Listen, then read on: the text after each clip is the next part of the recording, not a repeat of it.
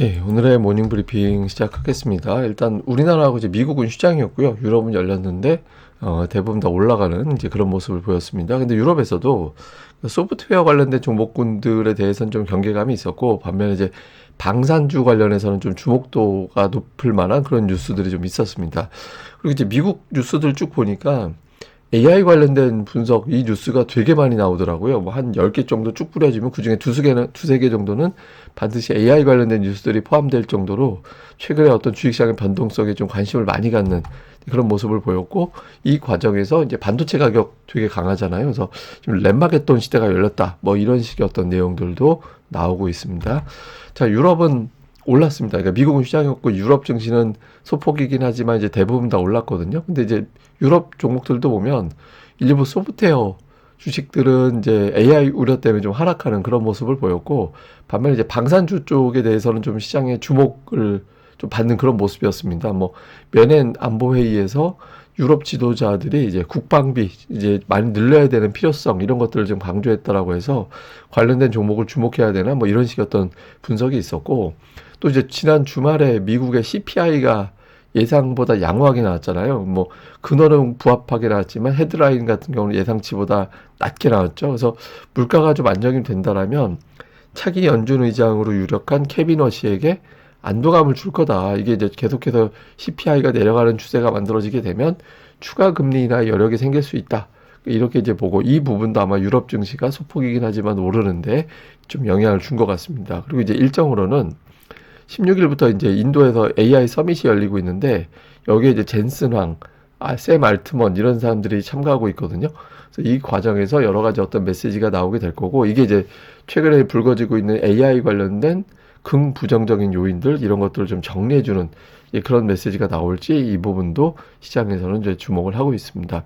근데 워낙 그 AI 관련해서 여러 가지 뉴스들이 막 쏟아져 나오고 있거든요. 그래서 그 중에 이제 몇 개만 좀 소개해드리면, CNN에서 나온 뉴스입니다. 그러니까 이게 이제 소프트웨어에서 시작된 AI 혼란이 뭐 보험사, 증권사, 부동산 서비스, 물류 이렇게 확대가 되고 있다.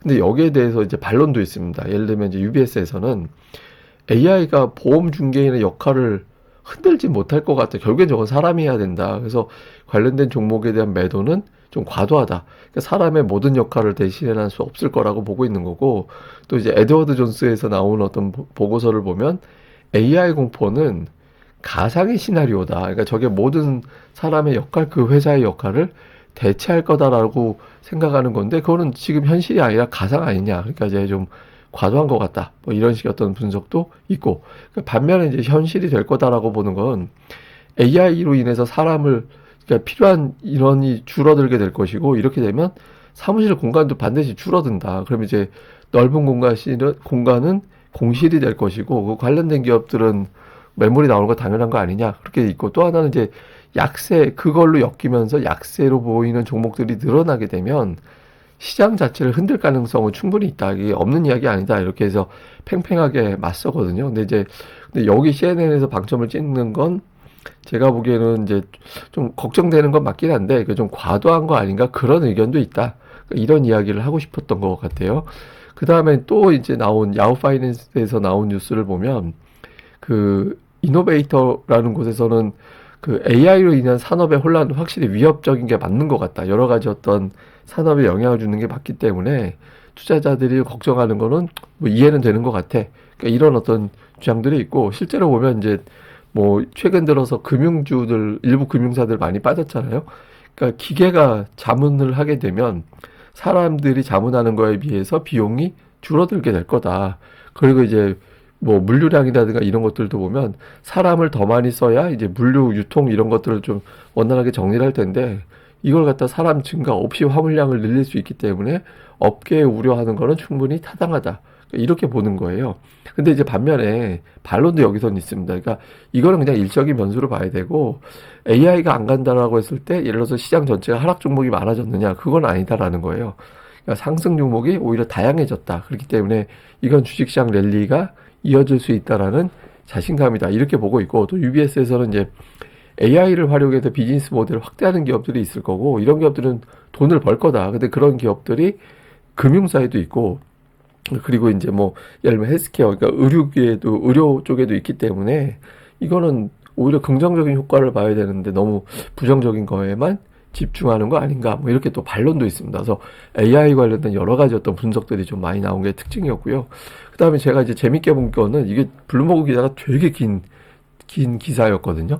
여기서는 되게 재밌는 용어도 나옵니다. 이게 우선 뭐냐면 반도체가 부족하니까 노트북, 스마트폰, 자동차, 데이터 센터 여기에 들어가는 비용들이 엄청나게 올라가고 있다라는 거예요. 특히 이제 저가 스마트폰 같은 경우는 스마트폰 원가의 30%가 이제 뭐 비용이 반도체 비용이 될 수도 있다 이런 주장들도 있고요. 다음에 이제 이렇게 된 건 AI가 이제 그걸 만들어내기 위해서 이제 데이터 센터를 많이 만들고 있잖아요. 그것 때문에 반도체 가격이 급등을 하는, 그러니까 이것 때문에 수요가 폭증을 해서 급등을 하고 여기에 이제 공급을 하느라 다른 반도체를 생산하지 못하는, 덜 생산하게 되는, 그렇게 돼서 이제 소위 말하는 이제 램마게돈 시대가 열렸다. 그러니까 이런 식의 어떤 주장도 있습니다. 그러니까 램하고 이제 아마게돈, 저도 이제 램마게돈이라고 하는데, 이거 2월부터 나오기 시작한 신조어 같은 건가 봐요. 그래서 하여튼 이런 용어가 나오고 있다라는 거고, 근데 시장의 걱정은 데이터 센터 추진은 이제 시작에 불과한데, 이제 땅 파고 이제 시작하고 있는 것도 여러 군데 있는데, 거기에 이제 본격적으로 데이터 센터가 들어가면 그때는 메모리가 어마어마하게 들어갈 텐데, 이거는 시작에 불과하다.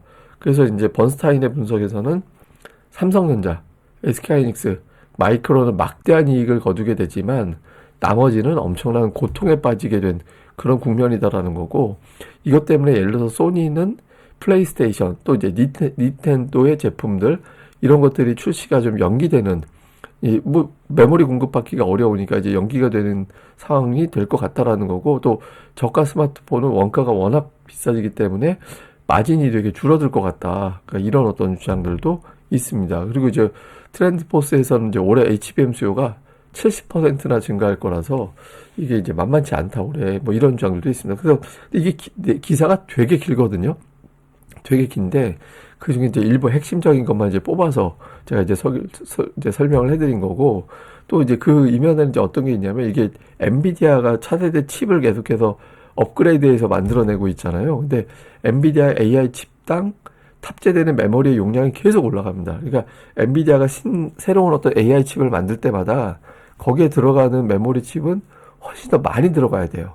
이렇게 되니까 이제 지금 AI 시대에서 엔비디아 칩을 대부분의 어떤 빅테크 기업들이 구매를 하고 있기 때문에 여기에 따른 어떤 수요 증가는 어쩔 수가 없다. 뭐 이렇게 이제 보는 시각들, 이런 것들이 계속 나오고 있는 것 같습니다.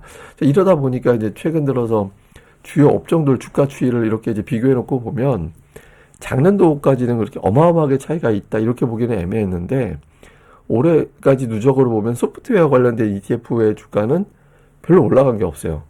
거의 뭐 제자리나 다름 5년 동안 그 꼴이 나버렸고, 반면에 지금 반도체 쪽 관련해서는 뭐 엄청나게 올라가고 있는 상태죠. 그러니까 이거 관련해서 돈을 지금 무조건 벌고 있는 기업, 또 그 다음에 어쩌면 벌 것도 같은데라고 생각하는 기업, 이게 이제 테크 섹터 쪽, 이쪽은 그래도 상승률은 유지하고 있죠. 근데 반면에 이것 때문에 피해보는 거 아닌가 이렇게 걱정하는 쪽은 급격하게 매도 물량이 나오고, 그래서 이렇게 매도 물량이 나오면서 수익률 차이가 이제 엄청나게 나오고 있는, 거의 하여튼 몇십 배 이상의 차이가 나는 그런 국면으로 되고 있는 거죠. 그래서 미국에서도 돈 되는 기업, 돈이 안 되는 기업 이렇게 좀 구분을 좀 하고 있는데, 올해 이제 특히 그 메가세븐 기업들의 주가가 전부 다 마이너스가 됐어요. 그러니까 대부분의 종목들이 좀 마이너스권으로 밀려 있는 그런 상태가 되고 있거든요. 근데 잘 보면 여기에 이제 상당히 아마존하고 마이크로소프트 대표적으로 돈을 많이 쓰는 기업이죠. 근데 이제 메타는 상대적으로 좀 덜하고, 특히 이제 구글이 이제 선방하고 있는 거 뭐냐면, 이제 구글 같은 게 이제 제미나이가 돈을 벌고 있다라고 평가가 되다 보니까 상대적으로 좀 이제 선방하는 그런 모습이 좀 나오고 있는 게 특징입니다. 그리고 그래서 이제 좀 구분을 해보니까 종합적으로 미국에서 이제 강세를 보이고 있는 업종은 에너지, 소재, 필수 소비재, 산업재, 뭐 이런 유틸리티도 있고 부동산도 있고, 다음에 이제 약세를 보이고 있는 건 커뮤니케이션, IT, 임의 소비재, 금융. 근데 이걸 어떻게 구분을 하냐면, 이거를 이제 이 표를 올린 언론사에서는 뭐라고 하냐면, 실제 물건을 살 수 있는 쪽이 강세를 보이고 있다. 뭐 물건으로 이제 좀 눈으로 보이는 실체가 있는 어떤 물건을 파는 업종이 강세를 보이고 있고, 약간 이제 소프트웨어라든가 뭐 이런 것들 있잖아요.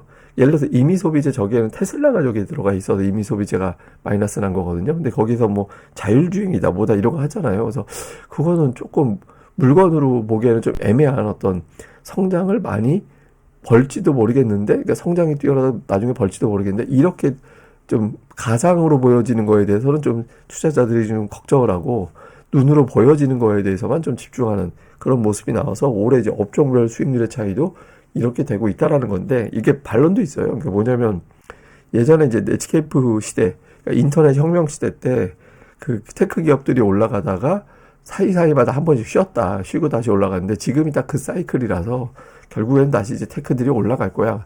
이렇게 보는 시각도 있습니다. 근데 그때 당시에 어떤 이제 시계열이랑 이렇게 비교를 해보면 요맘쯤 돼서 이제 다시 반등하긴 했거든요. 그래서 좀 요 2월 말 정도 넘어가면서부터 3월 초로 가면서 이제 테크주들이 반전을 하는지 이런 것들도 체크를 좀 해봐야 될 것 같습니다. 자, 일단 뭐 우리나라하고 이제 중국은 휴장이고요. 근데 뉴스는 주목을 해봐야죠. 이제 AI 서밋에서 주요 인사들의 발언, AI 걱정을 좀 덜어주는지, 그 다음에 이제 CPI가 공개되고 나서 금리에 대한 어떤 안도감이 계속해서 나오고 있거든요. 그래서 이게 이제 그 외국인들을 움직일 수 있는 그런 계기가 될 수 있어서 이런 것들이 어떻게 돌아가는지, 그 다음에 그 반도체 관련된 뉴스들이 많은데, 사실 반도체는 지금이 전성기인데 그 경계할 수 있는 포인트들이 있어요. 예를 들면 이제 그런 거 있거든요. 그러니까 최근에 제가 좀 신경 썼던 뉴스 중에 하나가 이제 그 델이라든가 이게 또는 이제 노트북 만드는 업체들이 중국에 이제 반도체를 램을 장착을 하는 걸 테스트 중이다라는 보도가 있었거든요. 근데 이제 그걸 공급하면서 얘네들이 역량을 키우게 되면 나중에 또 그 부분에 대해서는 또 경쟁사가 생길 수 있게 되는 거잖아요. 그래서 그러니까 이런 부분들이 조금 의식이 되거든요. 근데 이제 당장 그걸 덮을 정도로 급하니까 이제 HBM이 워낙 센 재료를 만들다 보니까 이제 그런 뉴스는 덮였는데, 어쨌든 가격에 대한 어떤 이제 흐름, 이런 것들에 대해서 어떤 형태로 뉴스가 전개가 되는지 이 부분도 잘 봐야 될 것 같습니다. 예, 그리고 이제 오늘 뭐 음악은 예전에도 한번 설명드렸던 노래긴 한데, 이제 그 비틀즈의 이제 오블라디 오블라다라고 굉장히 유명한 노래잖아요. 이게 이제 조금 쉬는 날 들으면 기분이 좀 밝아지는, 예, 그런 느낌이 있는 노래거든요. 그래서 이거 한 번씩 들어보시면 이제 도움이 될 것 같아서 한번 오래간만에 한번 들어보시라고 이제 권해드립니다. 그리고 어제 제가 그 예전에 이제 방송사고 동영상, 사실 그거 말고 하나가 더 있는데 그건 너무 이제 좀 세가지고 제가 저기 올리기도 어렵고 그래서 안 올리는 거고, 하여튼 1년에 한 번씩 제가 올려드리는 거잖아요. 근데 제가 그때 당시엔 제가 몸무게가 20kg 정도 지금보다 더 나갈 때예요. 예, 제가 이제 다이어트를 세게 해가지고 하여튼 뭐 음식 소량하고 운동 열심히 하고 해가지고 지금 한 20kg 정도 감량이 된 거라서 그때하고 지금하고 이제 인상도 다르고, 예, 좀 그렇습니다. 그래서 이제 그냥 그때 제 모습 보고 상상하시는 건 좀 아닌 것 같아서.